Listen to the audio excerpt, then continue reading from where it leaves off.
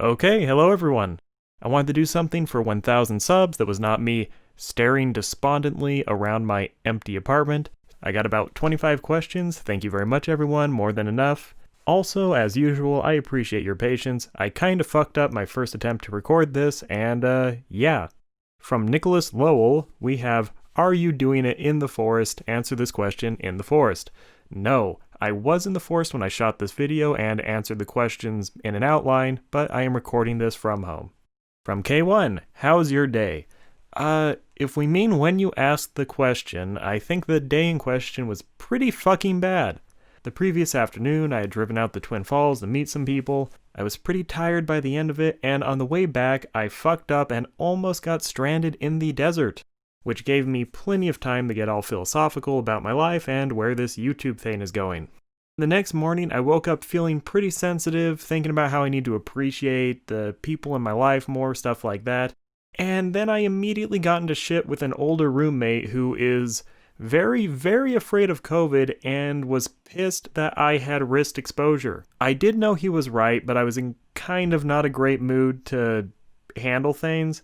So when he told me I had to wear a mask inside the house and basically isolate for a while, I decided if I'm going to be doing that, I might as well do it somewhere cool. So I packed my shit and set out for Washington the next morning. Not a great move on my part, but it more or less worked out. From MacGuffin, what are some video ideas or concepts you've had for a bit but never ended up making / might make in the future? Great question. The short answer is a lot. I jump around a lot and I have an unfortunate tendency to switch projects when the current one is about 80% done. My first attempt to do any sort of analysis at all was 3-ish years ago when I tried to write a massive comparison of the first 2 Dishonored games.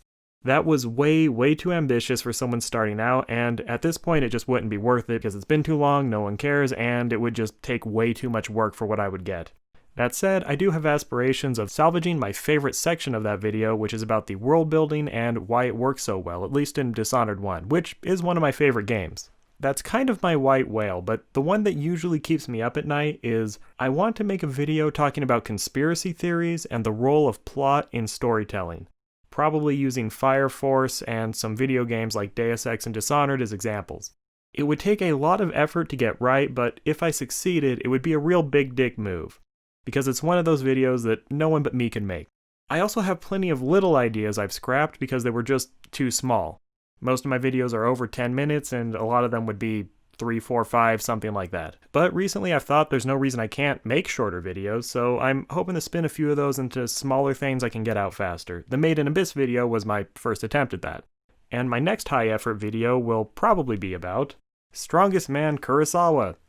Casser the Hermit, in addition to some lovely compliments, is asking me, have you or will you read any other manga by Fukumoto? I recently read Kurosawa and I absolutely loved it.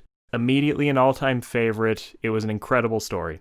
It spoke to a lot of issues that have played a very big role in my life, and it gave me insight into what I was dealing with at the time. Beautiful story. Sad, funny, relatable. Not every arc or chapter was perfect, but the ending was great.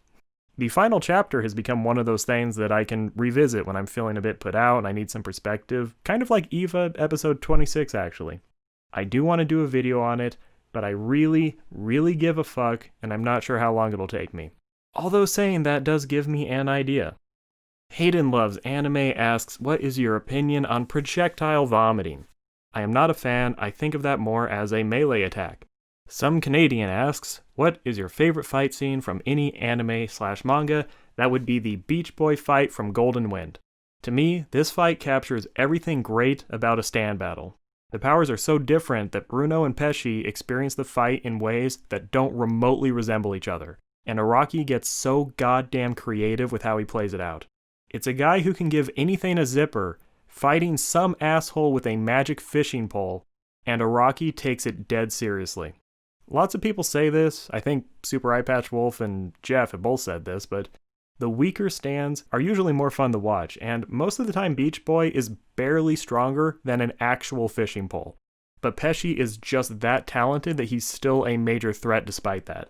I also love that Pesci has this arc of becoming a badass and awakening his true potential in the middle of the fight, where he is this disposable character. He is a nobody, and he has this whole transformation that comes about just in time for the end. just in time for Bruno the win, and it's fucking awesome.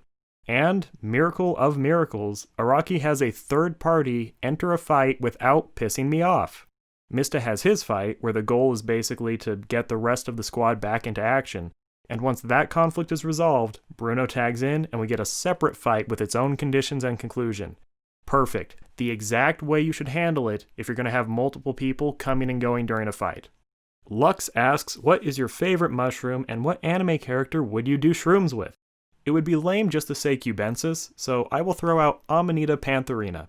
You probably know Amanita muscaria, which is the most famous mushroom in the world and will show up several times in this video. When I was driving on the back highways, Amanita was growing on the side of the road like a fucking weed. I could have brought home giant sacks of it if I had really wanted to, and it actually is legal to do so.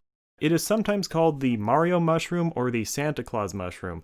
It is psychoactive, but not in a way that many people care for. Instead of psilocybin, it contains multiple chemicals that cause confusion and are toxic at high doses. Pantherina is similar, but has way more complex chemistry and is way more powerful. Paul Stamets tells a story about it in one of his Rogan appearances, and out of the mushrooms that are not outright poisonous, it is probably the most dangerous one to consume. It was the first chemically interesting mushroom I ever found, and I appreciate it for that, even if I won't be eating one anytime soon. Anime characters to eat mushrooms with. Does Digi count? Probably not, so I will say Akane from Psycho-Pass. Plausible Soul asks, when is the last time you drank water? Stay hydrated, bro. Funny enough, this comment did remind me to grab a gallon of water and some ice on my way out, which did come in handy later and is always smart to do before driving into secluded areas, so thank you. Doji asks, are you 17? No, I turned 27 at the end of the month. Fuck. And Doji also asks, why is the SAO OST so good? Probably because Reki Kawahara had nothing to do with it. A1 just paid a composer to write some music. It's not like they told them the show was bad. Oh, correction. I looked it up. Apparently Yuki Kajira read the novels and came to the decision that a simplistic soundtrack would pair well with the show's themes and setting. So I guess the music is good because the show is bad. That actually did happen. But that only worked because an industry legend was there to make the call, so your mileage may vary. GBA asks, what are my favorite anime/manga? Damn, that's a big question. Before anything else, I should admit that I have watched way more Naruto than any other show.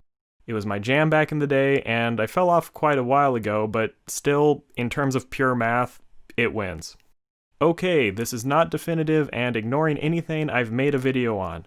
Favorite manga: Midori Days, Berserk, Inuyashiki, Dr. Stone, Pun Pun, One Punch Man, Spy X Family, Lucifer and the Biscuit Hammer, Spirit Circle, Bakuman, The Promised Netherland, and Chainsaw Man, which you should really, really be reading. My all-time favorite anime is Evangelion. Some others are Mob Psycho 100, Interspecies Reviewers, Senko-san, Konosuba, Prison School, Madoka Magica, No Game No Life, Monster, although I'm not done yet, Uzumade, Monogatari, and Paranoia Agent.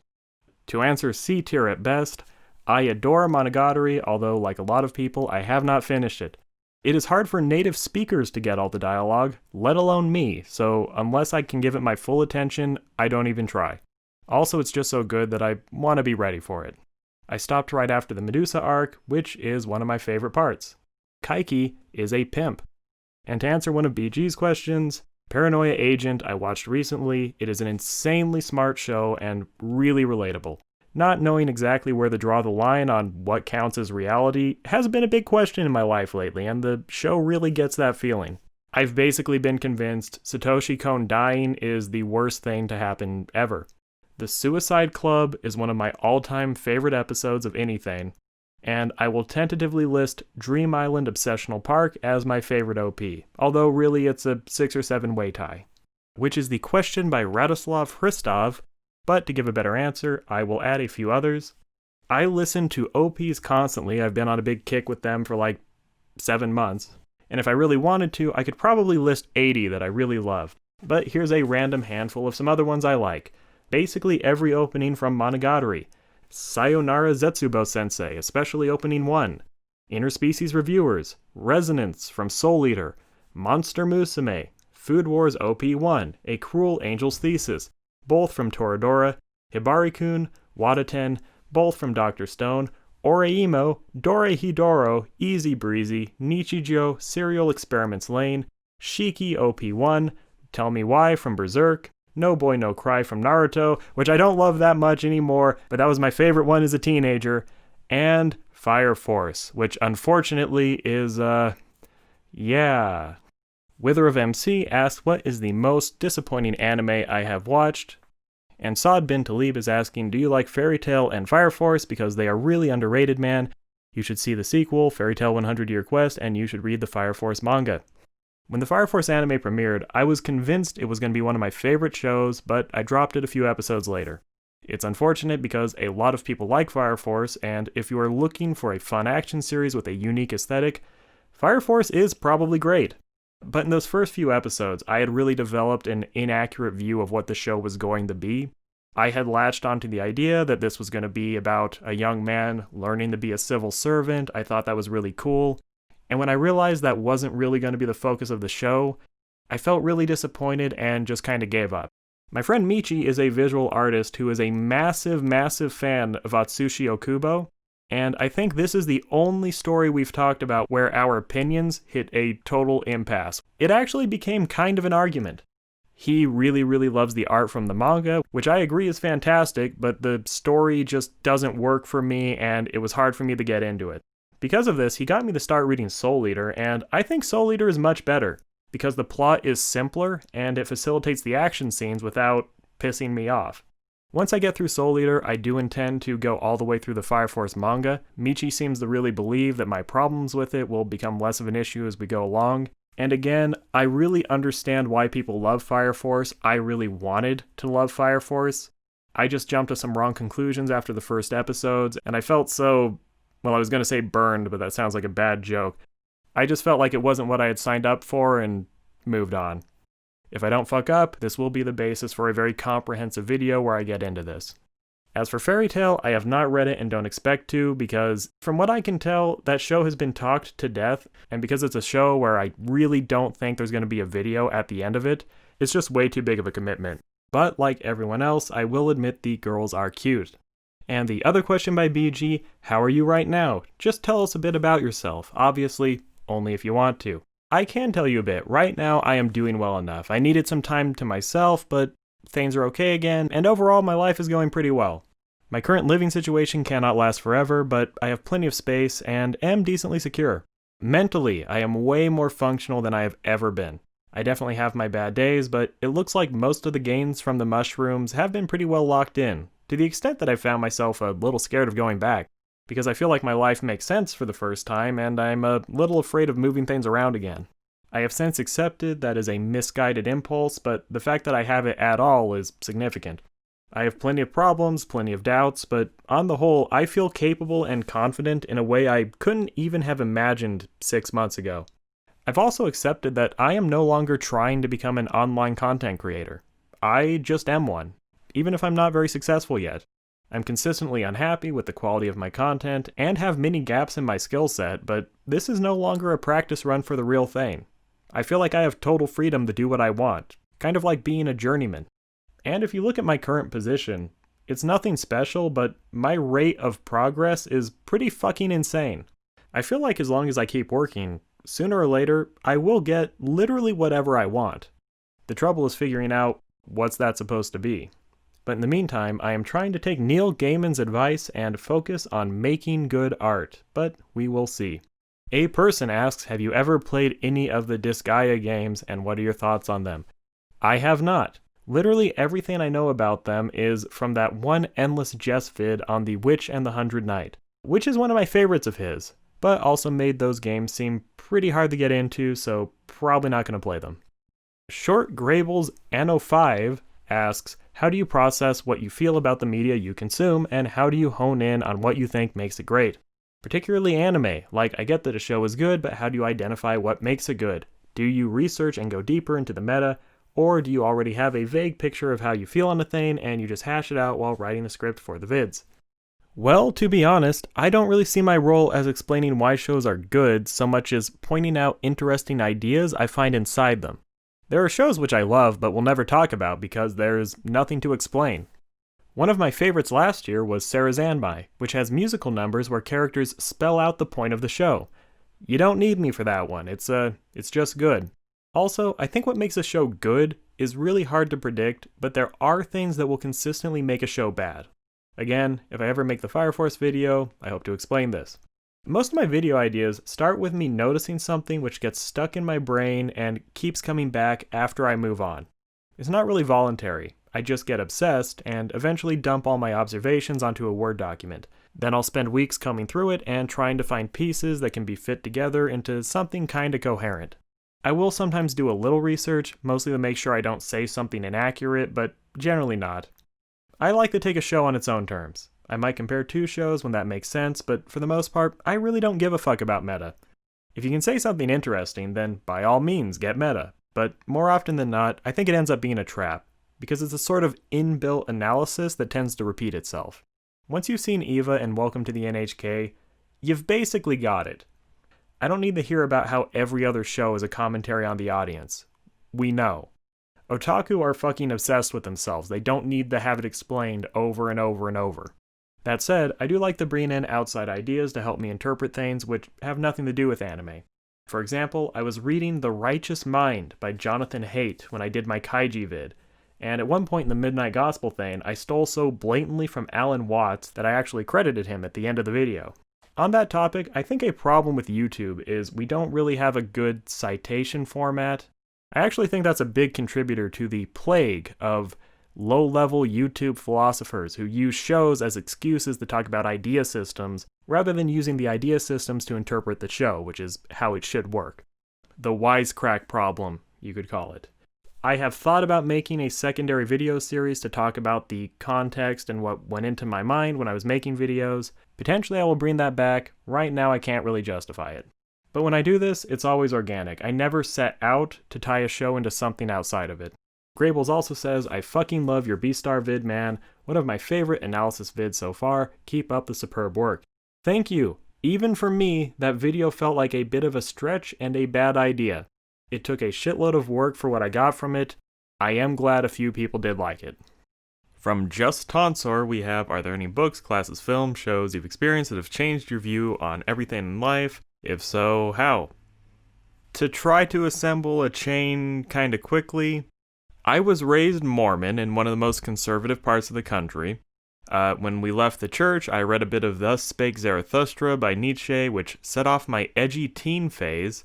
I became an atheist. I got really into the speeches of Hitchens and Harris in particular. That was a big part of my worldview then. In college, I had multiple teachers who were religious that I really respected. In particular, my favorite professor was a Jewish guy who had participated in the civil rights movement. He also was the person who taught American history. He really expanded my view of what religion could be, also the effect that ideas have in people's lives and the choices they make. For example, he was very into the Civil War. I also really liked this book, which is about the historiography of Jesus.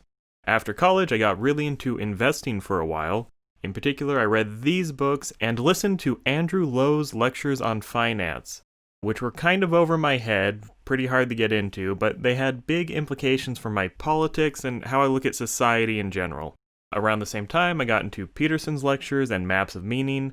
My relationship with Peterson's work is pretty complicated at this point, but he pushed me into the world of pragmatism, which is more or less what my current beliefs fall into. More recently, Terence McKenna has been a big influence on me, although it's more that he gave me a context for understanding psychedelics than his actual opinions. Also, I'll say Mere Christianity by C.S. Lewis, Righteous Minds by Jonathan Haidt, and Doors of Perception by Huxley, which don't really have a place in the chain, but affected me enough to deserve a mention. Also, what really inspired you to start analyzing media critically in the first place? What was your gateway into this mindset? Believe it or not, I had an extremely good English teacher in high school who gave me probably more a foundation for this than anything else. When I was around 19, I found the Plinkett reviews. I got really obsessed with them. That said, I didn't get too deep into the world of online analysis until after college. I was living alone and hated my fucking job, so I ended up watching a fuckload of anime and looking them up on YouTube. Unique Namosaurus was my favorite. I also liked Explanation Point, Super Eye Patch Wolf, Best Guy Ever. Mother's Basement a little bit, but I very quickly outgrew him. Digi actually started as one of the least favorites out of the people I watched, but their body of work was so huge that her videos became a constant presence in my life. She was also a reservoir of information on the perils of YouTube and what an aspiring creator is up against, and I really see her as the person who got me onto the platform. Also, shout out to DWK. His content could not be more different from mine, but I found him really inspiring and relatable in his own way. Also, what are some things you know are trashy, but can't help enjoying? Honestly, a lot. I am as bad as anyone, it just doesn't come up in my videos much. Prison School, Monster Musume, Why the Hell Are You Here Sensei, specifically the manga with that one. I consume a lot of ecchi stuff. Also, I tend to see trashiness as when a show banks on the viewer having something wrong with them, or having some visceral need, and because they know they have that, they can cut corners in other places. For example, an asexual could watch interspecies reviewers and still find a lot to keep their attention because the show has a lot going for it beyond the fan service. Which probably makes it less trashy than Senko, which would be completely worthless to someone who wasn't specifically looking for a comfy moe feeling. From Nicholas Lowell again, we have, will you explain your profile picture and maybe a sneak at the name change idea? My old one sucked, and at the time I was playing around with negative space and thumbnails, so it jumped out as a way to incorporate that. The characters in the logo are for Dame Ningen, which I learned from Digi's NHK video. I did not plan for my persona to be so self-serious that just emerged as my natural cadence. And because I am extremely aware of my personal flaws, it can feel kind of phony, so I eventually embraced that as my aesthetic. Sincere and confident with my perspective, but never making it that hard to notice the real person behind them. There's also something fun going on with my thumbnail template, although I'm waiting to see if anyone notices. So far they have not. My first name was 17E517, which was the hex code for the color I used. I just needed a name for the first video and pick something. I recently shortened it to 17, because it's at least possible to remember that, but there are dozens of other channels with that name. My internet name is Green, which doesn't help because it's a fucking color. Thupa brainstormed 7 Green, which is kind of cool, but is also a Korean boy band. Green 17 could work, but sounds like an email address and also a reference to COVID. And before I decided that multiple channels were a bad idea and not worth it, I launched a channel called Celloface, which is a Lovecraft reference and is cool, but does have a few copycats and is a total break with what I've done thus far. It's a fucking mess, and if I'm going to change it, I should really do so sooner rather than later. From P. Powell, we have, how did you develop a work ethic? These videos clearly show time, effort, and thought have been put in. Tricky to juggle life with this quality, but you tell me. It's funny that you say that because, from my perspective, my work ethic is utter dog shit. Especially when I'm unemployed, single, and don't get out much. That said, it's hard to argue that my output isn't pretty solid in the context of Anitube at large, especially when you consider quality of script. First off, creative work is not something you can speed up by just adding more hours. I have to stop writing after 2 or 3 simply because I run out of words and get more by sleeping. This is not true of more mechanical tasks. Once a script is recorded, I'll spend several days doing basically nothing but editing, because you don't hit those same barriers. I really admire Best Guy Ever, but if you look at his content, it slants heavily towards things like craftsmanship, managing people, and making conversation. He works harder than anybody, but it's not like he spends 12 hours a day coming up with good ideas. I've come to realize day jobs are underrated. Before I got laid off from COVID, I used to get up and write for a few hours before work, and while having extra time has sped things up, it's not like I'm pumping out 3 scripts a month. These are 2 really good videos talking about this. In terms of practical advice, a huge deal for me was finding something that I was both passionate about, and which also matched my attention span and gave me frequent rewards. I used to constantly start projects that were way too ambitious, then get bored after a month or 2. YouTube was a good place for me because being interested for a few months is enough to get you an actual video or 2. My first video got a weak response, but it was positive, so when I had another idea, it felt natural to make a second, and eventually it became a background assumption that making videos is what I do. Unlike my earlier attempts, where I either wrote 10% of a book or made 1% of a video game. Actually hitting the point where I had the finished product in front of me, that was a big deal and that made me do it again. I was motivated by the idea of eventually getting good, but that never would have kept me going without the little moments of accomplishment I got along the way.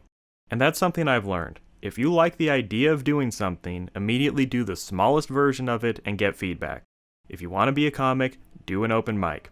If you want to be a novelist, write a short story and submit it to a circle. You can expect to suck, and if you still feel compelled to do it again, you're onto something. If not, you have saved yourself years of lusting after an imaginary career, which is something I've done. In my experience, 80% of work ethic is being motivated in the first place. Discipline does matter, but it only smooths out the rough patches of something that deep down you know you're supposed to be doing. As long as you give them a proper attempt, over time your interests will grow or shrink until they are the appropriate size. Don't try to force it, you will almost certainly fail, and even if you succeed, you'll just end up being really good at something you hate. I have this relationship with drawing. I like the idea of being an artist, but unlike writing, where I am compelled to do it and cannot stop myself, I can put down my pens whenever I want. I learned that art can be something like 0.5% of my life before I have to start forcing it, and accepting that let it eventually grow into something like 1 or 2%. And in the meantime, I've improved massively at what I'm actually good at. And again, making sure I show my drawings to other people helps reinforce this behavior, even though I know they aren't very good. If I had tried to work ethic my way into being a draftsman instead of a YouTuber, or even went 50-50, I would hate my life and have way less to show for the time I spent, but keeping my pursuits in proportion keeps the whole thing moving. Don't get me wrong, there are plenty of other obstacles like fear and self-sabotage. In fact, I think procrastination is usually fear in disguise. But overall, I think work ethic comes from finding a way to live that keeps you caring. If you find yourself really into the idea of doing something, but you have a hard time actually doing it, I think in most cases the problem is either fear, in which case the answer is to grit your teeth, give it a proper attempt, and expose yourself to criticism, or you have a poor understanding of your actual interest and your actual values, and if that's the case, I think the answer is to audit yourself and come up with a new vision of yourself that aligns with your actual inclinations, or if you don't feel motivated to do anything, explore a little bit. There's lots of things to do in this world, you definitely haven't exhausted every option. And you might surprise yourself, maybe you would try carpentry and really love building houses. I've never tried to build houses, so I don't know. And I know he takes it a little far, but have some Alan Watts. And obviously you do have to support yourself, but I'm assuming that's not what you're asking about. If you can't do the bare minimum at a normal job, the only real answer is to contemplate the fear of being homeless. Also, don't be too hard on yourself. It took me many years of wasting my life before I figured this out at all. It's hard and it can take a long time to find something you actually like. LG, what kind of videos can we expect going forward? Any big projects in the works? I mentioned that I have a few scrapped projects I'm hoping to salvage. Other than that, I'm mostly just hoping to loosen up a bit. One, I'm hoping to throw out some shorter pieces here and there that have more frequent content without sacrificing writing quality. The Made in Abyss video only took me about 2 weeks, and if it does well, that will encourage me to make more like it. I'm also questioning how much clips really add to the quality of a video. That style is so played out, and fighting Content ID just is not worth it. I'm thinking of doing a few videos as speeches and just standing in front of the camera, Don Jolly style, but we'll see.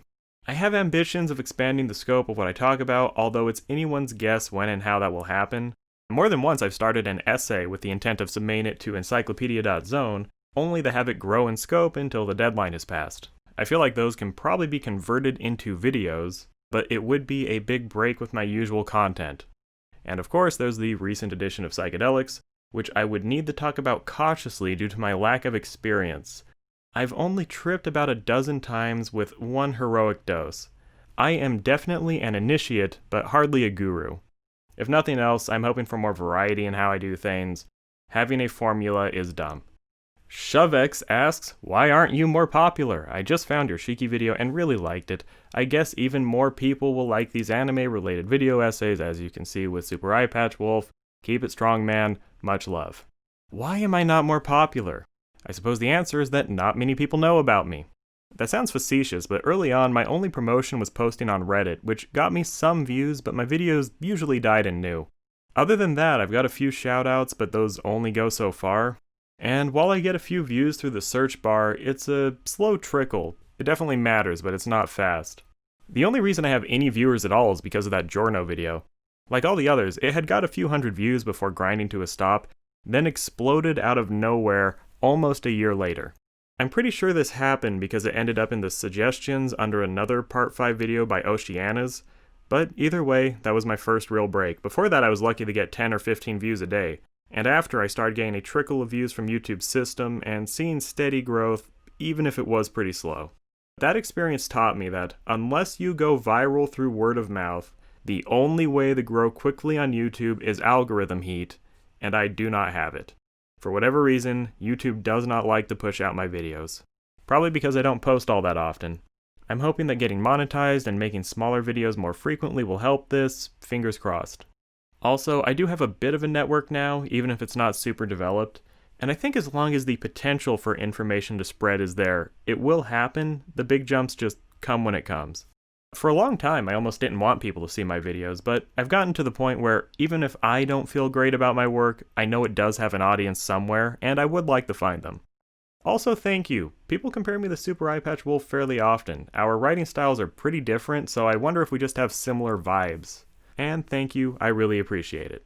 Thupa asks, longest streak without musturbation, ? Probably the drive up here. Thank you, Thupa, what a wonderful question.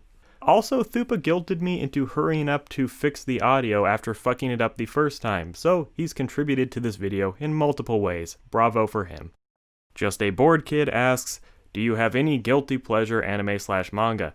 Well, I have plenty that I logically should feel guilty about. Look at my favorites. Uzumade probably stands out as the worst one, but I'd argue that people treat that show unfairly. And if I'm ever ready to permanently sever my connection to common humanity, I might make a video about it. If you define guilty pleasure as an act of hypocrisy, where you give a show a pass for problems that you would complain about anywhere else, then I would say Midori Days, Senko, and Monster Musume all count. Favorite JoJo main character? Hitler. Well, thank you very much for the questions, everyone. I hope I was not too long-winded. As usual, I got way into this and it took longer than it probably should have, but you only hit 1,000 subs once, I hope, and I think it was probably worth it. Thank you very much for watching up to this point. I really appreciate the support. I really feel like I'm figuring this out and things are starting to pick up. Hopefully my legendary productivity actually manifests in the coming months a little more than it has. No promises, but I have a good feeling about it. Hopefully we can do something like this again at 10,000. In the meantime, thanks again, see you.